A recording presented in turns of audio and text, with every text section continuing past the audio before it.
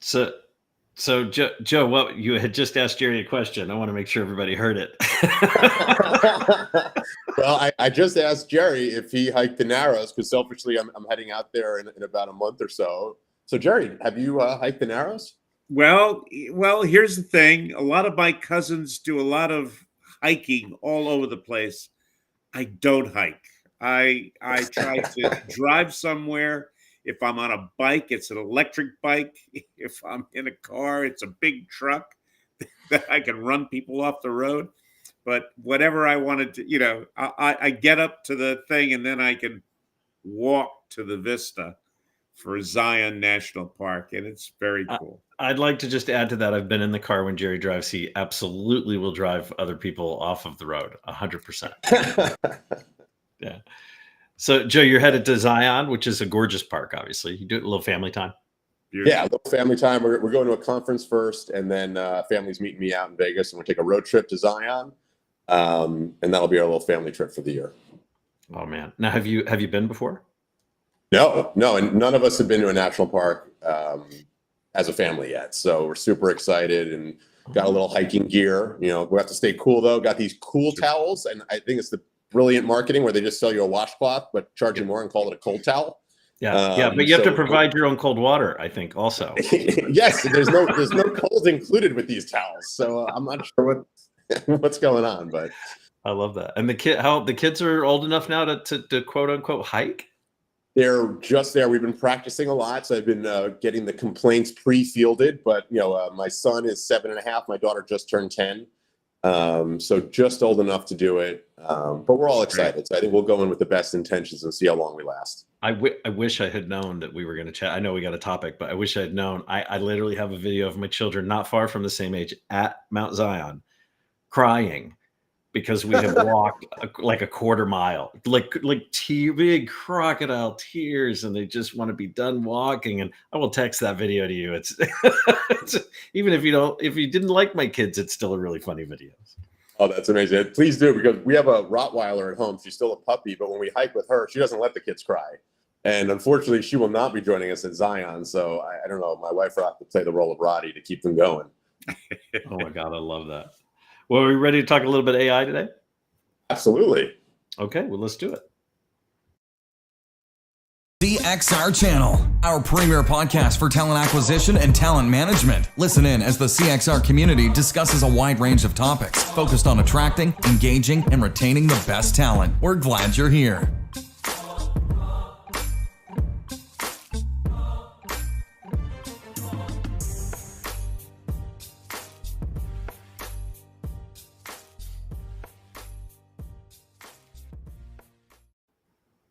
All right, everybody. Welcome to another Recruiting Community Podcast. This is weekly insights and updates. We do these in the form of a conversation. I am your host today, C3PO, and I have the wise and wonderful co-host R2D2 with me today. How are you, R2?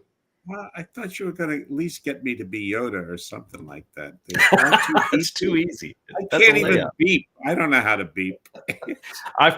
Jerry, I fully expected a beep, beep, beep, something beep, from you. I'm a little beep. It's fine. Look, for those who are joining this week, we're actually welcoming longtime CXR friend and current CEO founder of Fora, Joe Essenfeld. He's coming to the podcast this week. We're going to talk a little bit about AI trends and sort of how to best leverage AI. A couple of things first.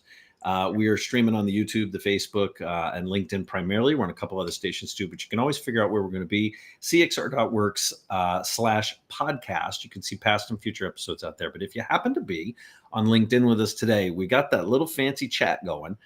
You can say hello if you've got questions for Joe today, or you just want to chime in, weigh in on some thoughts or anything that's shared. We'll welcome that too. And you never know, we might just throw them up on the screen. And I want to remind everybody, this is an ad-free labor of love. Nobody pays to be on here. So if we've invited somebody in, we're really interested in their expertise, what they have to say, and think that you should be too. Deserves a little bit of your attention. So we're going to do that. And then I think, Jerry, anything we should share before we jump in with Joe? Oh, we've got a lot we could be sharing. You've got a report coming out pretty soon. We do have a report. Why don't you share? Yeah, it's with Creative right now. It's in the final phase. Why don't you share a little bit of that? I just think that the conversations over the last month talking about transparency, conflict of interest, and just some of the practices that we should all be agreeing on in order to kind of divulge our relationships with vendors, suppliers, practitioners, what have you. I think I'm seeing really a very positive response from just the conversations and a few new threads on LinkedIn, a couple other places, even today. Yeah, I definitely saw one this morning. I think you shot that over. But I don't know if it's coincidence. I don't know if it's timing. We nailed it from a timing perspective, or if our series has sort of ginned up a little bit of interest. But it does seem like these topics are floating to the top a little bit more frequently about disclosure of financial incentives, or partnerships, or dealings. I forget what the phrase was this morning, behind the back dealings. We just need to set a baseline for how we share that information, and I think we're there. Yeah, I'm excited about the report, and I'm excited about the output of the report, as well as there's a little bonus download. I think that's going to come with it, and that's going to be free for everybody when that's done. So that should be out here pretty soon. Cool. All right, good call. Well, I guess let's let Joe in. Let's pull him in from the green room, and we're going to put him in the spotlight. There we go. Joe, how are you? Hey, Chris. Hey, Jerry. Great to be here. Thanks so much for having me. Joe, for those who have not had the pleasure of knowing you as long as we have, why don't you give us kind of an escalator pitch? Like, who is Joe Essenfeld, and why do we care what he has to say today? All right. Well, thanks for putting me on the spot. No problem. So I'm Joe Essenfeld. Currently, I'm the CEO and co-founder of Fora.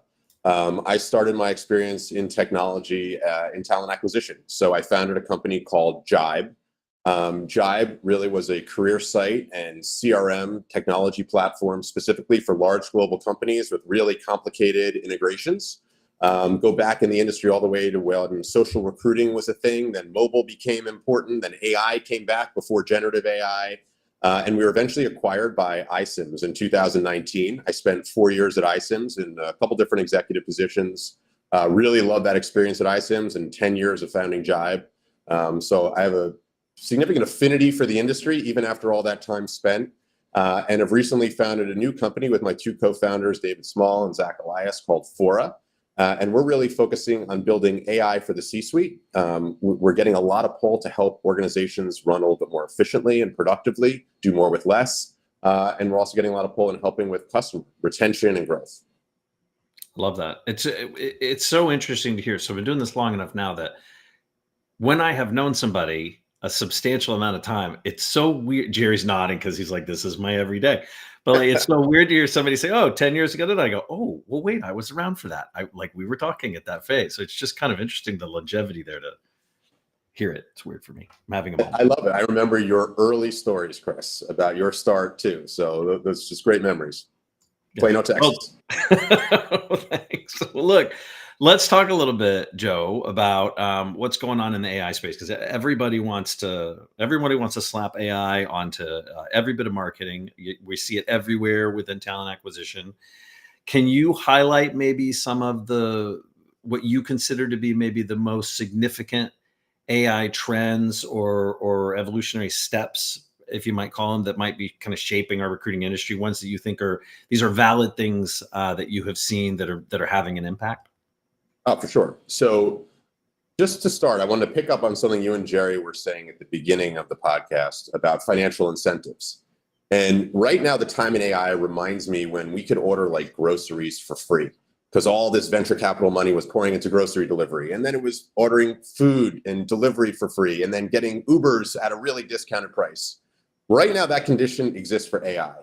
You've got all these big players making significant investments in the GPUs. I mean, look at NVIDIA's stock, thank you, that's awesome. But what that results in is the end user, like in talent acquisition recruiting, having highly subsidized compute just so these companies can find the effective use cases for AI. So it's an interesting argument to consider, because so many companies are saying, well, how do I invest in AI? What should I put my money towards? Right now, you guys lose me? No, we can see the image is a little frozen, but we can still hear you. Okay. Just lost my screen here. 1 sec, sorry.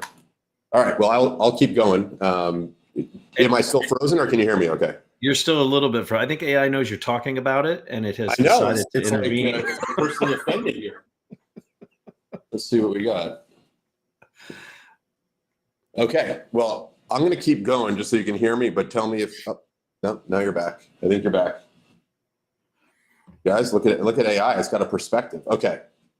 I love it. There you go. Right. And I think we are back, but no video. Let's see. No, there you go. Oh, okay. There you are. All right, we'll try that again. Live troubleshooting. All right. Well, no, AI is great. It's not subsidized. No, I'm just kidding. So I think you have this ability to get more for what you're investing. So if you're investing $1 in AI right now, you're getting $3 worth of compute. So it really is a friendly environment to make these experimental investments. So that's kind of the context to set. Now, the question you asked me directly is like, where should we be investing in AI? What have I seen that works well? I think of AI as something where you would want to talk to it like it's 5 years old. And, I've got a 5-year-old, I had a 5-year-old, now he's 7. And I think when I ask him questions, the more context I give him, the better quality answer I get. Where if I just ask, what kind of movie do you think we should watch? I'm going to get a movie that only he wants to watch. But if I tell him, hey, it's going to be a family night and mom's going to be there, your sister's going to be there, I'm going to be there, and I want to watch a comedy that's not just for children, but it's appropriate for everyone. What kind of movie should we watch? I'm going to get a much higher quality answer. So the solutions that are coming in for talent acquisition, if they're promising to be able to give you these magical answers, think if your 7-year-old could give you a magical answer with the question you're going to be asking that AI. And if the answer is no, then it's probably not going to work for you. But when these solutions come out and say, hey, I want to access this proprietary company data, I want to integrate, this from your HCM and this from your job boards and this from your analytics, and it might give you pause because it's a lot of data. Those are the right questions to be asking because AI is so much better when you give it that proprietary data. Now, of course, have the right privacy in place and ask the right questions. But the solutions that are working are ones that are taking all of that company proprietary data, using it for context, summarizing it, finding the insights in it because they now have access to that unique data set. It's interesting. So I'm drawing a correlation between, there was something Bill Gates said, I think early on, and had said like the first organization to master the assistant role for AI is going to win the race. They're just going to win hands down from an AI perspective. And the more you think about that, a good assistant, for those of us who have had a really good assistant on our team, has access to all your stuff, right? Yes. Has access to absolutely everything. So you make a really interesting point of like, the more helpful that you want it to be, the more information you're going to need to give it. But Joe, I got to ask you, like, are you seeing companies sort of opening the kimono, so to speak? Are they letting AI in, even in sort of these walled in gardens? So it's why the incumbents have such a big advantage. So if you already have your data in a particular HCM platform, and maybe that HCM platform's AI isn't as cool as the startup, it's a lot easier to experiment with something that already has access to your data. So to answer your question directly, it's like, yes, companies are doing it, but they're much more likely to do it with systems that already have access to that data. So it's why companies like Microsoft and Google and Zoom have such an advantage because they already have access to a lot of this data. So where we're seeing startups get successful and where we're being successful is where it's a mess already in a landscape, where the CIO is frustrated because the meetings that he or she joins has 11 meeting note takers, and that's a problem that they want to solve. Yeah. So that allows someone like Fora to come in and say, all right, we'll give you one meeting note taker for the company. So like you have to find those edge cases where your CIO or CISO is frustrated because it's already a Wild West environment with people bringing their own apps. And that's typically where companies are a little bit more likely to experiment. Yeah, and you're kind of outside of the TA space, so to speak, in the work that you're doing now. So I do think there's an indirect benefit, certainly. But maybe for those who don't know, can you give just kind of a elevator pitch on like what is Fora? Like just to give a little context to what we're talking about. Absolutely. So what Fora focuses on is taking your qualitative data across your organization, like meetings, chats, email attachments, and then summarizing those and tying those to your objectives and goals. So Fora connects to your org chart. It connects to your CRM. It can connect to different platforms in your company. So when you have meetings with a customer, it understands the context. If there's risk for that customer, what that means from a dollar perspective, who in your company needs to know about it. And at the beginning and the end of the day, you get a digest of everything happening in your span of control. So you see what meetings are upcoming for you and your team and people related to your team at the beginning of the day. And at the end of the day, you see what's happened across the organization with that context in mind. So we're really trying to help organizations do more with less, be more efficient, and start conversations with context versus asking what's going on, and you get right to the strategy. Yeah. So I'd say you got a leg to stand on when you're saying more data equals better results. We see it all the time, and because we're entrepreneurs, so we're very optimistic. So we ask AI all the tough questions. When it comes back with some hallucinations or wrong answers, we're like, "Ooh, we better not ask such tough questions." So the trick for us has been really simplifying those questions to get the results that we want and that our clients need. Cool. So I guess, go ahead, Jerry. Yeah, it was just, I'm trying to think of if you're looking at ways in which anyone at the C level, because you mentioned it really is the focus on the executive or leadership within the company.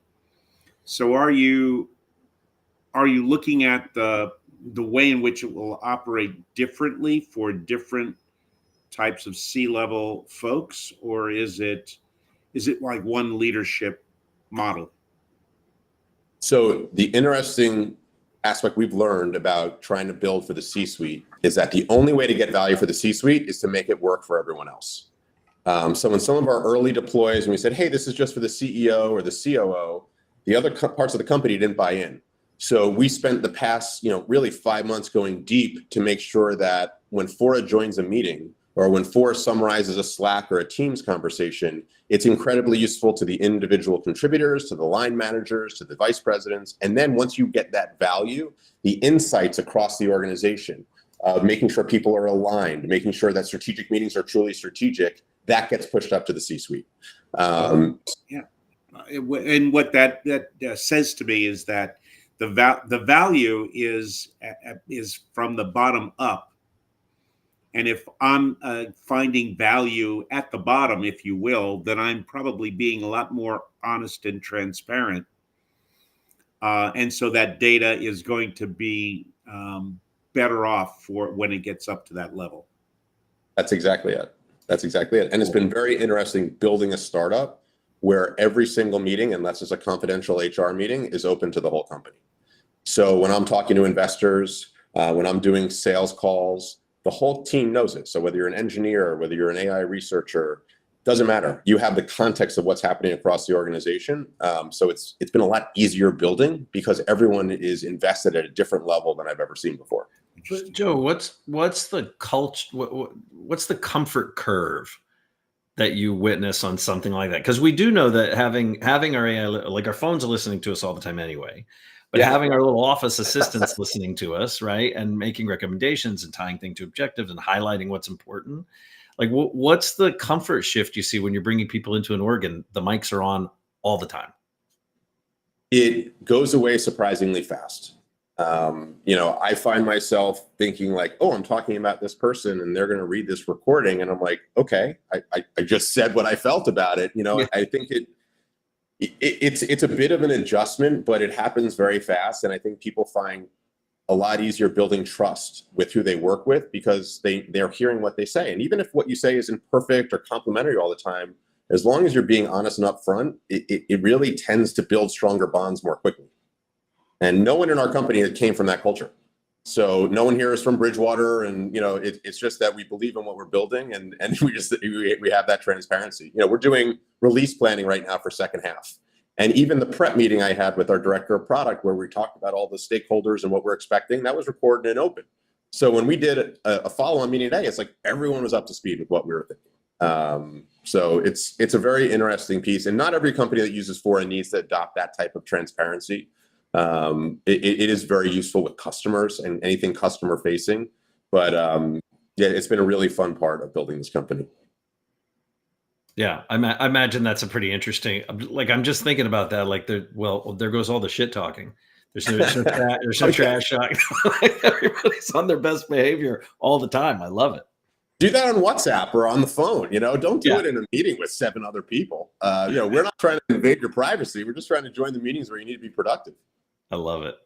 Well, so I want to tie it back. So tie it back to recruiting, right? And Yeah. TA for this piece, right? Your expertise and your history there. So from your perspective and the new learnings that you have, what do you think has been um, I hate the word transformative, but like what would you say has been like maybe the most transformative impact of AI just in our recruiting space or to recruiting practices so far? Yeah. And I've always found that the recruiting space typically follows the general marketing space. And I really think the initial impact has been in companies being able to describe their culture through more meaningful communications better, where you now could take one recruitment marketing person that can now do 10x the content that he or she could do before generative AI. When you have job descriptions, you can now include much more relevant content, have a better shot at actually making them better. So I think anything related to where you have marketing content being generated, marketing content that's more authentic to your employer brand, I think generative AI has made really fast improvements there. And the barrier to use it is very low.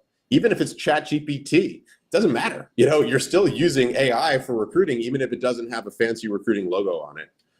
I do think the candidate interviewing space and the job rec creation space, I think that's going to be the next frontier for that. And you see some really exciting entrants in that space. Like I know Bright Hire is doing a lot of cool things. I know HireVue is adding a lot of this tech. I just think there's a huge opportunity to keep that personal experience, but do it better at scale. And that to me would be the criteria I'd look to build with. Yeah. Yeah. Well, I love that. I think Andrew Flowers made a really good analogy where he said that the emergence of AI within recruiting is more of a centurion recruiter, right? It's more of a bionic improvement. So allowing us to go a little faster. I think I agree with you. I think you're 100% right. I think the assessment, the interview and the assessment piece are just ripe right now for innovation in this spot. So it's going to be really interesting to see where a lot of this goes. Jerry, you got a different opinion? No, a little more radical in the sense that I do think in a reasonably short time, we'll see that interview be really taken over.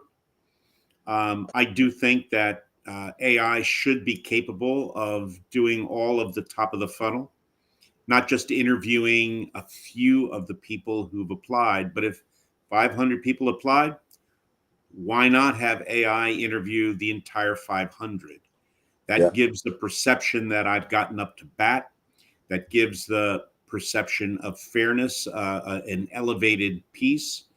And fundamentally, AI may be able to collect more consistent and reliable data that we can then transform, if you will, from just trying to figure out which 5 or 6 people of the 500 are we going to even engage from bad data to a whole new group of folks that I think we can take a little more time with because we didn't have to deal with that top of the funnel.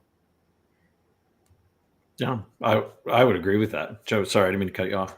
No, you didn't cut me off at all. I completely agree. And I think recruiting needs to be AI assisted, never AI led. What's interesting about generative AI, I don't think it's really helped with this fantasy we've all had of having matching happen. So I just look at a slate of the 5 perfect people that AI has selected for me. I really don't think that's the right way to do it. I was talking to an executive at a large telecom company, and he mentioned how his call centers are now using AI to assist them in support calls. So as the call is happening, the AI is doing the research in the background and then showing potential answers to the human to make that person more effective in that support call. And I couldn't help but think about that for recruiting. As an interview is happening, or even as you're screening candidates in an ATS or a CRM, AI could be looking at their different skills and making suggestions of why that person might be a good fit to assist the actual human doing the screening. So I'm negative on this idea of let AI sort it out and tell me who to go to, but I'm very excited to see how AI can make recruiters be 10 times more effective and more fair and inclusive and hire a better slate of candidates. We can collect better data with using them rather than, play with that. I have always, even as a recruiter, I had FOMO for candidates I couldn't get to. And so I've always thought that with the AI assistance here, this comes in, if done in the right way, that we don't have to have that anymore. We really can say that in the future, 100% of the people that applied to this job got a fair first round interview And these are the recommended slate based on that, with no biases, no, in a Now, perfect world. the only caveat I have is that as that technology becomes more accessible to the candidate, and the candidate for a short, has a beat that's in their ear, and AI is kind of in real time suggesting ways that they can be improving their presentation in response to some of those questions that the other AI is asking. Yeah. I think is kind of fascinating. And then you You're could just say the to mouthpiece in the Zoom, middle of the two AIs. I want Zoom to be AI friendly as well, so I can say, please, when you show my face doing all of this, make me look about 40 years younger, just so that I'm a little bit more presentable to the. Do you have that filter active now, Jerry? Oh, well done, Joe. No, Yeah, well done. I hear 80's the new 40. That's a rumor going around. That's it. All right. Jerry, I think you're on a very interesting thread that's probably more science than science fiction right now, which is at some point we're all going to have our own AI agents negotiating with each other. And then we're going to be the one that gets to make the decision. But it does bring us back to a really difficult point to determine, which is what's the truth. As your AI agent tunes up your profile to negotiate with AI recruiting agents, what is truly your skill set? What are you truly qualified for, and how do you define that? And it's going to be a really interesting and scary piece of this recruiting landscape that we're going to watch develop. I agree. I think there are really two decisions that have to be made. One, the employer's decision is, can you do the job? And I think the candidate's decision is, will I do it? and as we negotiate around those two decision points, I think there's going to be a lot of interesting opportunity for AI to participate.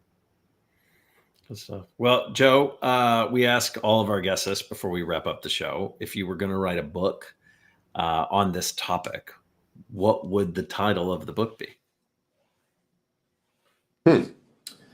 And the topic being what? What do we want to give me a little bit of help? Give me some constraint. What is your view of the future of AI and its enablement within the world of talent acquisition? I'm going to try and come up with a pithier version of this, but I would say AI is both dumber and more useful than we all think. I like that. Thanks. And who knew? I totally buy that book. Awesome. Who, present company excluded, obviously, who would get the first signed copy of your book? I would say both of my kids, because I've been torturing them by talking about AI all the time at home. So I feel like they at least deserve a signed copy of a book because they think it would probably pretty cool. They can take it on the hike. Yeah, sure. No, we got to keep the pack light, Jerry. That's got to be a really interesting conversation, though, to have with minds of that, such young minds, to talk about this, because for them, it's native. This is how they're growing up. And it's so cool to see them have their opinions on which AI is smarter, and then how the voice affects them. Like when Sky got pulled from OpenAI because of the lawsuit, they stopped talking to it as much. They missed Sky's voice. And how they get so frustrated with Alexa not being as smart as OpenAI, and they look at it as the dumber AI. It's a very interesting perspective to see. Yeah, that's fascinating. That's really fascinating. Yeah. Well, Joe, thanks for giving us some time today. We really appreciate you jumping in. It's always great to see you. And I'm hoping, I imagine this is, in my mind, in the world of Chris, where this plays out, Joe's kind of taking a detour out of TA, but he's coming all the way, eventually he'll come all the way back around and get sucked back into, I guess we're the dark side, Jerry. Yeah. Yeah. I'm staying close to HR because I talk to CHROs all the time. This is landing square in their desk. But thank you so much for having me. It's great to see you both and have another chat. Yeah. Good stuff, Joe. We'll see you around and have fun in Zion. That'll be great. Thanks. Awesome. All right. Be safe. Thanks for listening to the CXR channel. Please subscribe to CXR on your favorite podcast resource and leave us a review while you're at it. Learn more about CXR at our website, cxr.works, facebook.com and twitter.com/careercrossroads, and on Instagram at careerxroads. We'll catch you next time.